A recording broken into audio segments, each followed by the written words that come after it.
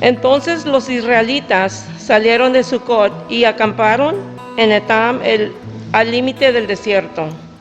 El Señor iba delante de ellos y los guiaba durante el día mediante una columna de nube, y les daba luz durante la noche con una columna de fuego. Esto les permitía viajar de día y de noche. El Señor nunca quitó de su lugar delante de ellos la columna de nube ni la columna de fuego. Le doy gracias a Dios por esta escritura, esta palabra de Dios, que creo que en este año, ¿verdad?, todos hemos sido guiados por esa nube en estos tiempos, y confiamos que el Señor, así como los guió, ¿verdad?, a los israelitas, nos guía a nosotros también. Vamos a orar. Padre nuestro, Señor, te damos gracias, Señor, una vez más, por tu amor, tu compasión, Señor, tu paciencia, Señor, con nosotros, con estos, hay veces, Señor, nuestro carácter, hay veces, ¿verdad?, nos quita a veces de tu presencia, Señor, pero yo te doy gracias, Señor, porque tú eres misericordioso con nosotros, Señor, porque tú nos tienes en tus manos, Señor, porque hasta aquí tú nos has cuidado, Padre Santo, y por eso te doy gracias. Padre, pongo en tus manos este servicio, todo lo que se vaya a hacer, Señor, en este día. Tú sabes que tenemos muchas cosas por delante, pero sabemos que tú vas a bendecir cada cosa que se vaya a hacer, Señor, cada canción que se va a cantar, cada corazón, Padre Santo, que esté preparado para recibir de ti, Señor, en este día. Y por estos músicos, Señor, que se están preparando y se han preparado, Señor, para cantarte y alabarte, Señor, en esta mañana. Mira, te doy gracias por ellos. Unge, Señor, con tu espíritu a cada uno de ellos, Señor. Yo los pongo en tus manos, en el nombre de Cristo Jesús. Amén.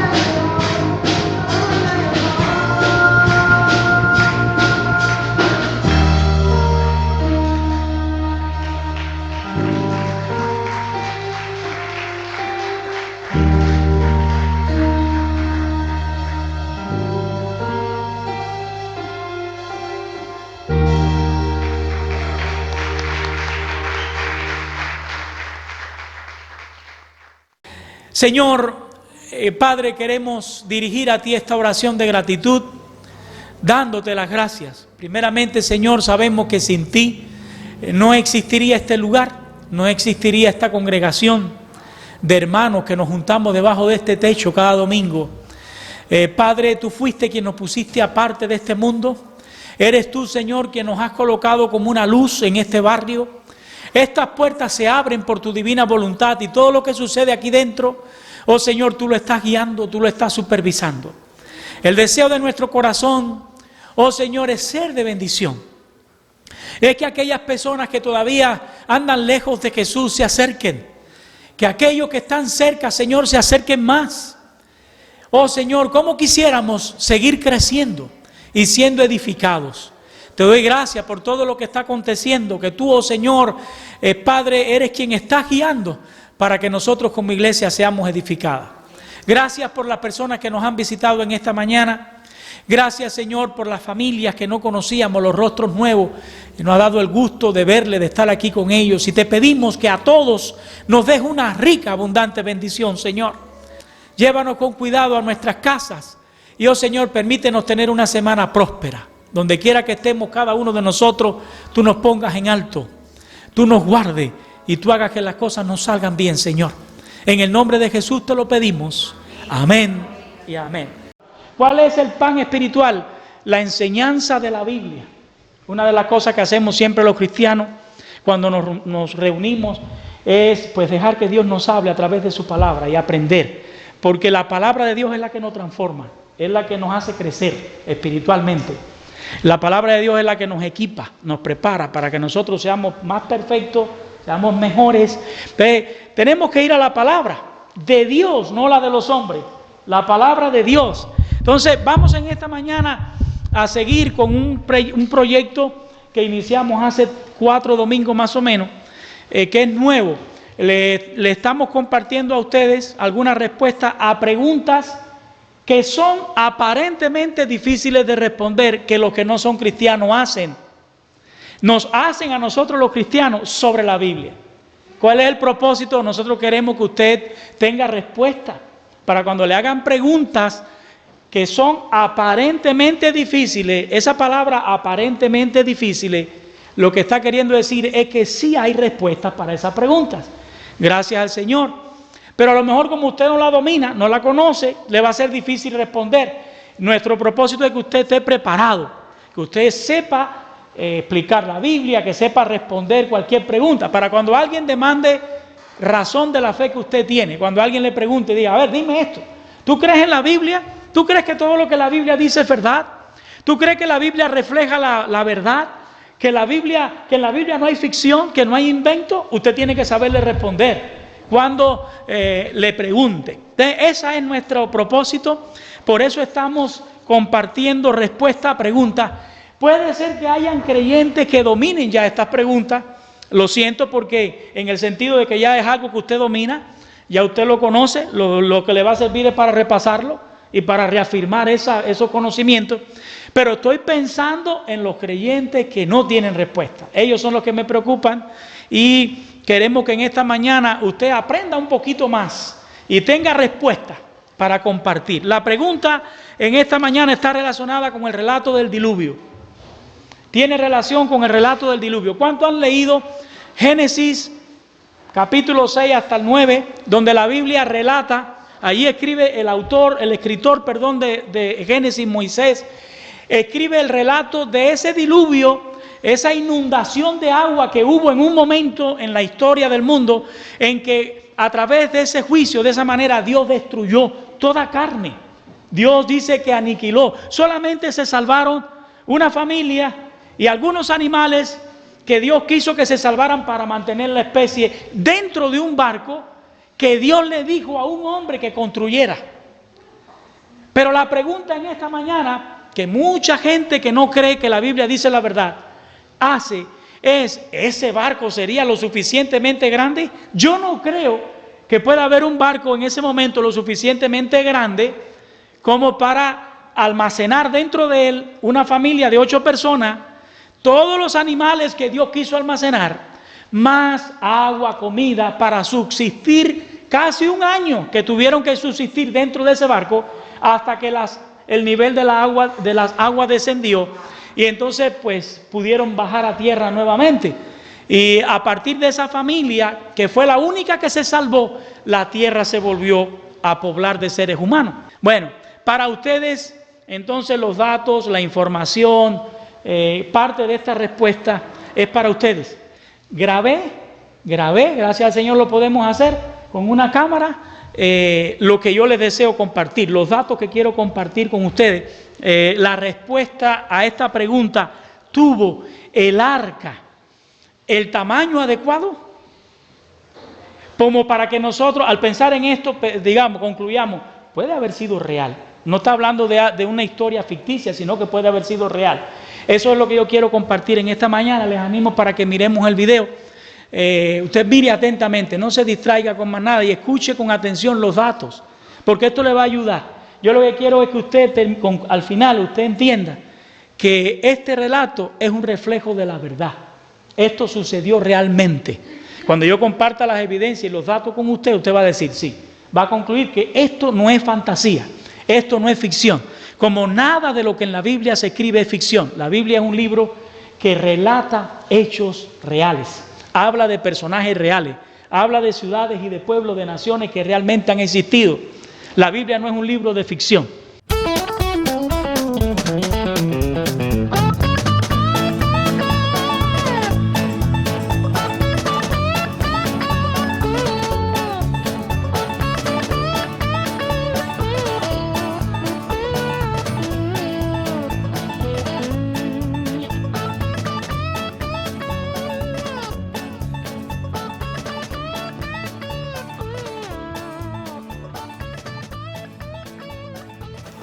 Buenos días, que el Señor nos bendiga en esta linda mañana. Hoy he preparado una respuesta a una pregunta basada en el relato del diluvio, de la construcción del arca, en los capítulos 6 hasta el capítulo 9 del libro de Génesis. La pregunta: ¿tuvo el arca de Noé el tamaño adecuado? Bueno, ¿es creíble o es realista pensar que el arca de Noé era lo suficientemente grande como para almacenar a todos aquellos animales existentes? A Noé y su familia, eran 8 por todo, pero además agua y comida para subsistir por casi un año, como nos relata la Biblia que sucedió hasta que se volviera a secar la tierra. Por supuesto, para los que no creen que la Biblia refleja verazmente la historia, para los que son escépticos en cuanto a la veracidad de la Biblia, este es uno de los varios relatos bíblicos que ellos consideran son ficticios, no son realistas, son el producto de la mente, en este caso, por ejemplo, de Moisés. Pero ¿cuál es la verdad? La verdad es que se han hecho investigaciones, se han realizado estudios, se han buscado y se han encontrado respuestas para la mayoría de los argumentos en contra del arca.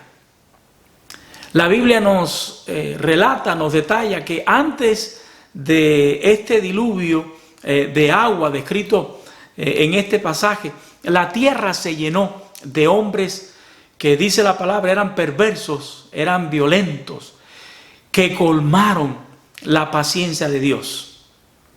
Dios decidió destruirlos a todos.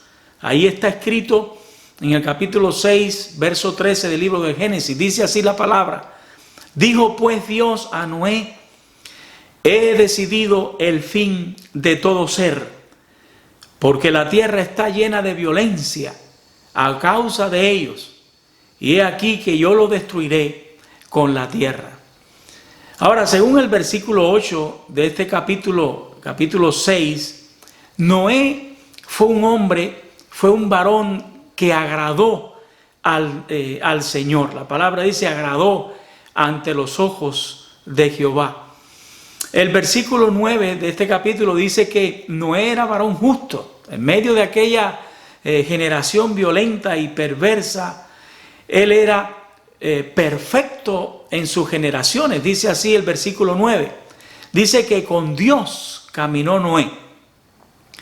El versículo 14 de este capítulo dice que Dios le dio una orden a Noé, a este varón justo.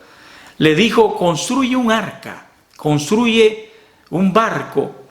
Dentro de este barco Dios tenía el plan, Dios tenía el proyecto de salvar a Noé, de salvar a su familia y también a algunos de los tantos animales existentes en aquel tiempo.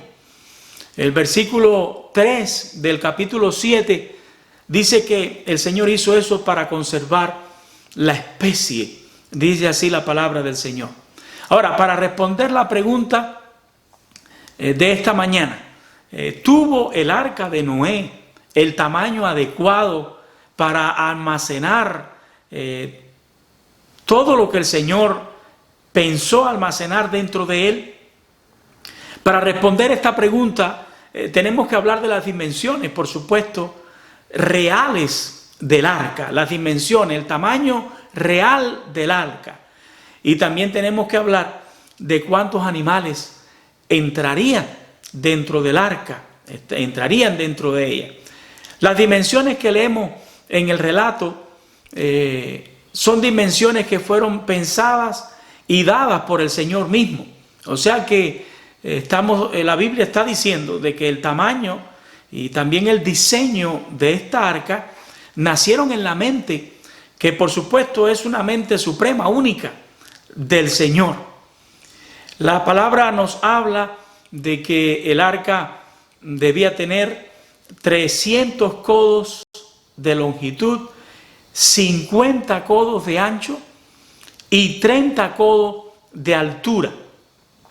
La palabra dice que tendría a un codo de elevación por la parte de arriba una ventana y que al lado tendría la puerta de entrada. Y dice la palabra, Dios le dio la orden a Noé que de hacerle piso bajo, de hacerle un segundo piso y también un tercer piso. Eso lo leemos ahí en el capítulo 6, verso 15 y verso 16. Ahora, para entender, para saber cuál era el tamaño real de este barco, nosotros tenemos que saber qué es lo que es un codo, entender qué cosa es un codo, porque dice que tenía 300 de longitud, por ejemplo. Un codo es una unidad muy antigua de medida, un poco ambigua, porque ¿de qué se trata? Es exactamente la longitud o el largo de un antebrazo. Y por supuesto todos los antebrazos no van a medir lo mismo, pero los eruditos están de acuerdo de que un codo oscilaba entre 43 y 46 centímetros, más o menos. Yo pienso que saber qué era un codo en la mente de Moisés es importante, porque Moisés fue quien escribió este relato, de manera que estaría reflejando o estaríamos mirando más la realidad si logramos descubrir cuál es o qué cosa era un codo para Moisés. Bueno, recordemos que Moisés creció en Egipto. Los egipcios usaron este sistema de medida, así que lo más probable que lo que estaba en la mente de Moisés al escribir era el codo egipcio. Y el codo egipcio hoy se sabe con certeza, se trataba de 20.6 pulgadas, poquito más de 20 pulgadas, que si lo convertimos en centímetros van a ser 52.324 centímetros. Entonces vamos a usar el codo egipcio como referencia. Tomando el codo egipcio como referencia, ¿cuál sería el tamaño real de la arca en la cual se almacenaron y se salvaron todos estos animales y la familia de Noé? Si tenía 300 codos de longitud y estos 300 codos los multiplicamos por 52 centímetros, vamos a redondearlo a 52 centímetros, el resultado va a ser 15.600 centímetros. 15.600 centímetros convertido a metros, el resultado final es 156 metros. 156 metros. Para los que no tienen la referencia de lo que es un metro, vamos a convertir 156 metros en pies, porque a lo mejor en su mente lo que usted tiene como referencia, como sistema de medida con más claridad, es un pie, 12 pulgadas. Entonces, cuando convertimos 156 metros a pie o en pies, tenemos que multiplicar 156 por 3.281 y eso nos va a dar la cantidad de pies, y 156 metros nos da un total de 500 pies. O sea que el arca tenía de longitud 156 metros o 511 pies. De ancho, ¿cuánto tenía de ancho? Dice la palabra que tenía 50 codos de ancho. Eso equivale a 2.600 centímetros, que van a ser 26 metros, que convertido en pies son 85 pies. 85 pies. Ahora, la altura, si tenía 30, son 1.560 centímetros de altura, que eso equivale a 15.6 metros de alto. 15.6 metros de alto convertido en pie es 51 pies de altura. O sea que el arca tenía 511 pies de largo. Si tomamos como referencia el codo egipcio, 85 pies de ancho por 51 pies de altura. Bueno, verdaderamente era grande. Sabemos por los cálculos y por los estudios realizados de tamaño suficiente para que verdaderamente ahí dentro se pudiera almacenar todo lo que Dios pensó almacenar. Ahora, para saber cuántos animales entrarían en ella, hablemos entonces por un momento de la capacidad de almacenamiento que tendría el arca. O sea, ¿qué capacidad tendría el arca para almacenar con esas dimensiones? Miren, si usamos el sistema de metros, estamos hablando de 63.273 metros cúbicos. 63.273 metros cúbicos como capacidad de almacenamiento. Eso es mucho, eso es muchísimo. O si usamos el sistema de pies cúbicos, estamos hablando, oiga la cifra, real, de 2.215.185 pies cúbicos. Eso es muchísimo pies cúbicos, muchísima capacidad de almacenamiento. Fíjense, según los cálculos realizados, un poquito más de la mitad del arca, estamos hablando del 54.75%, podría almacenar un total de 125.000 animales del tamaño de una oveja. Del tamaño de una oveja. Todos los que saben el tamaño más o menos que tiene una oveja, un poco más de la mitad del arca tendría la capacidad de almacenar 125.000 animales del tamaño de una oveja. Se estima que más o menos solamente el 15% de los animales en el arca habrían sido más grandes que una oveja. Hay un 75% o más, ¿verdad? Un 85% de animales mucho más pequeños que el tamaño de una oveja. Por supuesto, vamos a desechar también otra posibilidad, y es que de los animales seleccionados fuesen jóvenes, que no fuesen animales que todavía hubieran desarrollado completamente. Pero bueno, eso sería una hipótesis. Pero real, un 15% solamente supera el tamaño de una oveja. Así que pensemos, el arca verdaderamente, según los estudios realizados, era un barco lo suficientemente grande como para almacenar una carga inmensa de animales. Ahora nos queda pensar en cuántos animales entraron en el arca. Vamos a manejar números realistas. Bueno, se estima que no hay muchas especies de mamíferos, de aves, de anfibios y reptiles, que al fin y al cabo esos fueron los animales con peligro de muerte por esta situación de inundación por un diluvio. Hay un montón de animales a los cuales el agua, la inundación de agua no les afectaría. ¿De cuántos mamíferos, de cuántas aves, de cuántos anfibios estamos hablando? ¿De cuántos reptiles? Vamos a manejar cantidades exactas según los que saben, según los estudiosos, según los biólogos que son los que conocen. Se estima, según los biólogos sistemáticos, que hay alrededor de 4.327 mamíferos.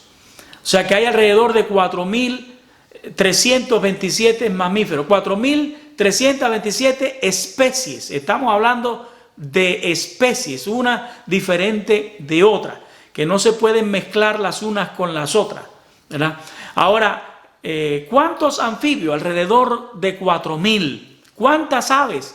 Dicen los biólogos sistemáticos que alrededor de 9.672 especies de aves. ¿Y cuántas especies de reptiles? Alrededor de 6.500 aproximadamente conocidas. Por todas, combinando todas estas especies, las especies de mamíferos, las especies de reptiles, de aves, de anfibios, por todo, ¿cuánto? 25.000 especies. Ese es el estimado realista de cuántas especies que estuvieron en peligro real al haber una inundación. 25.000. Esas eran las que habían que salvar para conservar la especie. Hay un biólogo sistemático muy famoso en el siglo XX que murió aquí en los Estados Unidos, aunque era alemán. Él vivió gran parte de su vida aquí, entre 5 de julio de 1904 a 3 de febrero de 2005 que él vivió. Era apodado el Darwin del siglo XX, Ernst Walter Mayr. Él dio un número. Mayr dio un número. Por todo, dijo Mayr, que él estimaba que existían alrededor de 17.000 especies. Él lo ponía un poquito más abajo que lo que opina otra cantidad de biólogos, ¿verdad?, en conjunto. Este hombre muy respetado, él consideraba que habían alrededor de 17.000 especies de anfibios, de reptiles, de mamíferos y de aves, alrededor de 17.000. Entonces, yo creo que este sería un número bastante realista para manejarlo en cuanto a cuántos animales entraron dentro del arca. Si tomamos en cuenta que al arca entraron, según la orden que Dios le dio a Noé, 7 de los limpios, ¿verdad?, 2 de los impuros. Así es como lo estoy diciendo correctamente. O sea que entraron 2 impuros, 7 limpios. Ahora, según esta cifra, tienen que haber entrado entonces al arca alrededor de 50.000 animales. Esa es cuando usted saca la cuenta, 2 de los impuros y 7 de los limpios, estamos hablando de alrededor de 50.000 aproximadamente. Así como otros biólogos opinan, fueron más de 17.000 y se acercan a 25.000. El número no superaría en gran cantidad a esta cifra. O sea que sería un cálculo razonable pensar que entraron alrededor de 50.000 animales dentro del arca. Un barco que tenía 63.273 metros cúbicos de capacidad, 2.215.185 pies cúbicos de capacidad de almacenamiento. Que como dijimos al principio, la mitad, un poco más de la mitad de la capacidad de este barco almacenaría 125.000 animales de tamaño de una oveja. Y al arca se cree que entonces entrarían alrededor de 50.000. Es evidente que las investigaciones y los estudios han convencido a los estudiosos, a los especialistas. Y por eso es que los estudiosos y los especialistas están de acuerdo que había suficiente espacio para todos los animales que el Señor tenía interés de salvar del diluvio. Había suficiente espacio para Noé y para su familia, un total de 8 seres humanos.